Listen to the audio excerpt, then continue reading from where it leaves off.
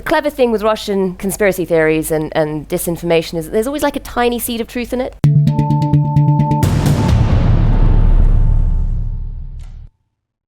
If you're a journalist, just don't engage, because once you start doing that, you find yourself doubling down. And the danger of that is that you stop seeing the other side. You become so convinced in your own argument and so convinced with your investigation that it must be the one thing that you're fighting hundreds of people on Twitter about, that you don't look for the other side. And that's the most dangerous thing about this moment of polarization for all of us, I think, is that we stop questioning. And to get to the truth, you've got to keep doing that as much as possible. That changes again with the fog of war, which is something we've all seen recently with Ukraine. For me, I really sort of realized how hard it was to get anywhere near the truth in the war in Syria. So I was based in Beirut for quite a lot of it, and we were all a lot of the journalists were based in countries around Syria, trying to report on Syria as much as possible. But it was one of the hardest wars to report on, because most of the time we couldn't get in. So we were sort of stuck on the borders of Syria, trying to give an impression of what was happening, talking to people who are coming out, but the people who are coming out are obviously from one section of society. They're the ones desperate to get away from Assad, but you're not hearing the other side. You could go in if you went with, they would give you permission, but then you're on a government tour, basically. You're seeing what they want you to see, not very much else.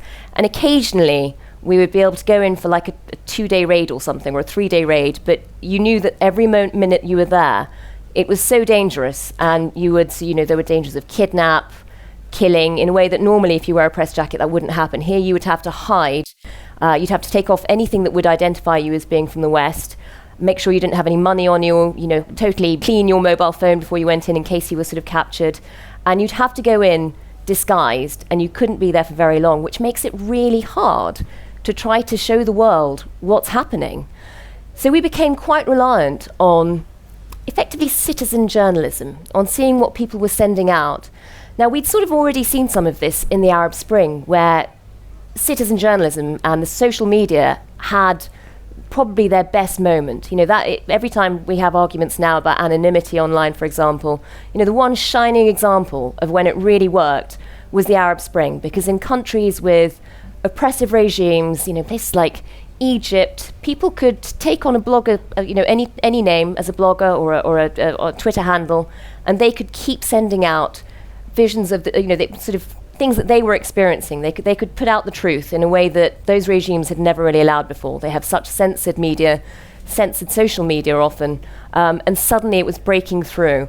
And a lot of journalists, this became the moment when they realized that this is actually quite powerful. Rather than us going in trying to understand a country in 2 days, you've got people who've lived through it all their lives, telling you what's happening, showing you the nuance. And it's an incredibly important tool. But quite soon, but before the Arab Spring was even over, we also realized it was a very dangerous one, because there were a couple of people who a lot of journalists followed, who they quoted, who turned out not even to, they weren't even there. There's a guy in the Philippines who was sort of pretending to be. I don't know why you do that, but people do. And you have to be aware of that all the time. So, whenever I was in Egypt, I would arrange to meet in secret places some of these anonymous bloggers, just to make sure that they were absolutely authentic. And just to check their credentials, so that from then on you knew you could rely on what they were saying.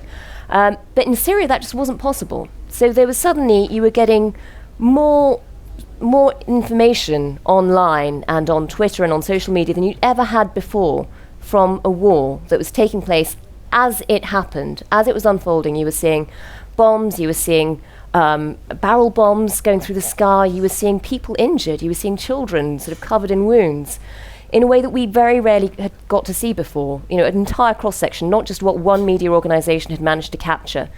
But then how do you know if it's true? Russia was obviously very active in the Syrian war, and Russia has always been very good at disinformation, and they immediately sort of cottoned onto this. So although the world had changed, in the past they'd sort of used media control to try to control their message, they suddenly realised that you could do the same thing with social media by putting out your own bots who were putting out their version of what was happening, using images, from previous wars or images that had been doctored but nobody could really call it out because it was the same as any other citizen journalist that they were relying on. So what do you do? They also started campaigns to discredit people. If you were seeing what looked like a chemical weapons attack, they'd say it was fake. It had been put on. This was actors. They dressed up. They were all alive and well. The Russians also often do sort of false flag operations, which is fascinating and dark and horrendous, where they'd start to say, we're getting reports that rebels are going to carry out an attack on themselves. And you always know where they're going to attack because they start putting this information out. They start telling you that they're going to attack themselves in order to blame the Russians. And then lo and behold, a day later, they've been hideously attacked. There are lots of people dead. And the Russians sort of say, we told you they were going to do this. And where does the truth lie? How do you begin to make sense of that?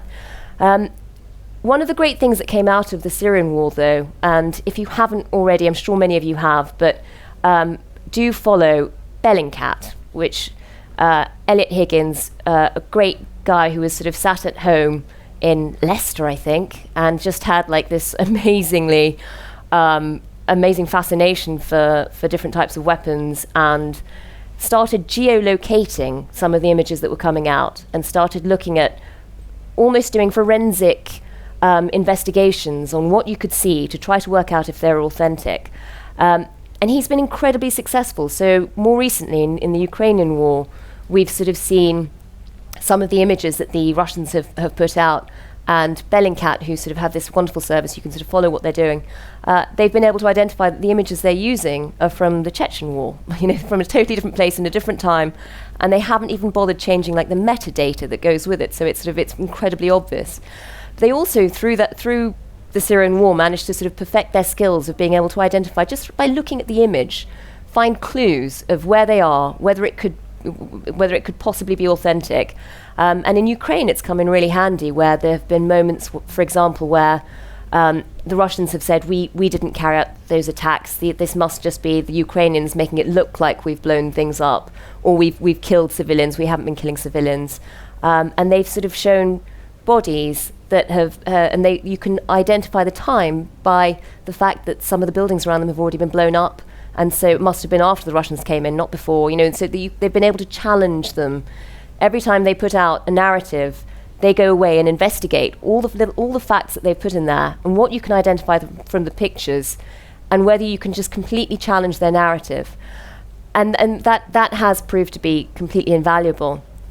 Learning how to make sense of Russian disinformation is probably the most important skill for all of us to navigate the modern world, because this isn't going away, and it's spreading from war, but beyond that too. I mean, I did an investigation for the Times a little while ago. How many people here got the AstraZeneca vaccine during COVID?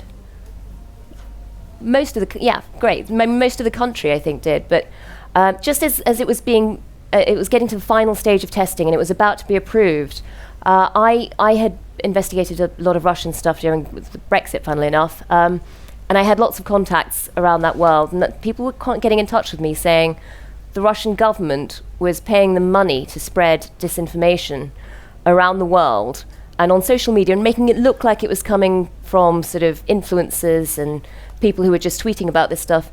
Basically, and it's going to sound stupid because it is, but it becomes a meme as a result of that, and it gets spread, but calling the AstraZeneca vaccine the monkey vaccine. Absurd, I know, but the clever thing with Russian conspiracy theories and disinformation is that there's always like a tiny seed of truth in it. So they were using a particular type of vector in the experiments, which sort of originated from a chimpanzee, I think. And the Russians sort of clocked onto that, and it was the only difference between their vaccine and this vaccine, and they wanted to be able to discredit ours so that they could sell more of theirs. So they jumped on that, turned it into an entire... some of the stuff they wanted to spread, it's kind of hilarious when you look at it. They doctored old posters from films. They sort of had these sort of gods, these sort of huge King Kong sort of images of people, this is what you'll turn into once you have the vaccine. They'd have hilarious cartoons of sort of like people walking in to get a vaccine, and then they even had videos, sort of like almost Hulk-like, bursting out of their clothes and turning into monkeys and then going off. I mean, like, it's absurd. It is absolutely absurd. But if you see something as ridiculous as that, chances are you might pass it around. And none of those memes were really meant for us. They weren't supposed to be spread in Europe, or they were going to be spread in Europe just as a way of sort of showing everybody that everyone should be calling it the monkey vaccine. And the moment you get that name out there, people will refer to it as that, even if they don't believe it. And then slowly, that's how people start to see it, and that's toxic enough. But their campaigns were massively focused on South America, the Middle East, and Southeast Asia, because those were the markets they'd identified who hadn't already bought vaccines and who were in the market for some. And if they could discredit ours, they could sell theirs there. And in the run-up to getting a vaccine, we were all so worried about saving lives. Not many people were stopping and thinking about just how big a business this is. I mean, that is worth billions. Every time you get a contract for a country, it's worth an absolute fortune. And also, it was just an incredibly dangerous thing to be doing at the time.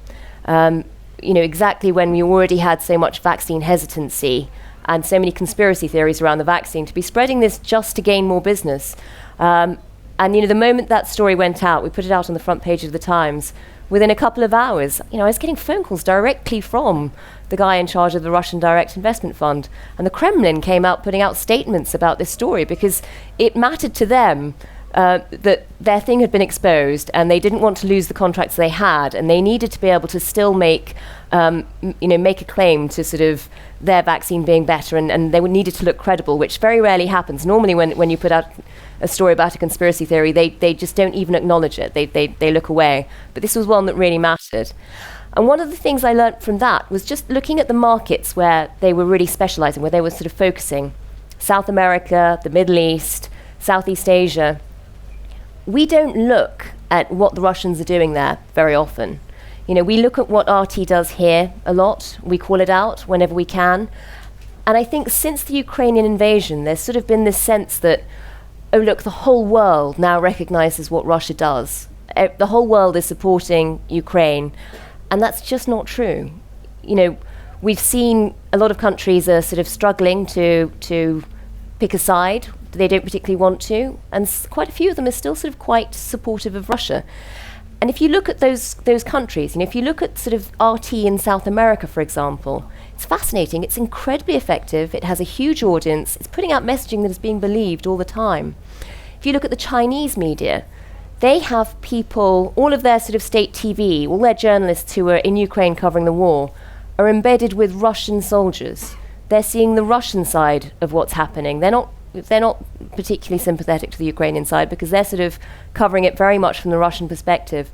And I think there is a danger, and this goes back to what we were saying earlier about confirmation bias. I think with the Ukrainian war, if you're trying to understand what's happening on the ground, we've got to be very aware of Russian disinformation and the sort of messages that the Russians have been spreading for years now all over the world, and how that will affect people's perceptions, but also our own confirmation bias. And I think I've sort of noticed it more than any other war. I think sort of, Afghanistan and Iraq, they were controversial wars, so journalists who were out there covering it, unlike sort of Syria, they could be a bit more questioning. They would have reports about what British soldiers weren't doing right. There were always questions being asked. With Ukraine, and it's not necessarily that we're trying to spread disinformation, but I think there is just sort of a genuine sense of sympathy, and the reporting as a result does get shaped by that. And I don't think we're very keen at the moment to sort of say the whole world is on side and the whole world sees through Russia. And I don't think we're thinking enough about what's happening in the global south, in places like South Africa, India and Pakistan, South America, where that message just isn't really cutting through. And we should also think about it in terms of what we know about the war. To continue watching this video, click the link in the top left or in the description below. Or visit iai.tv for more debates and talks from the world's leading thinkers on today's biggest ideas.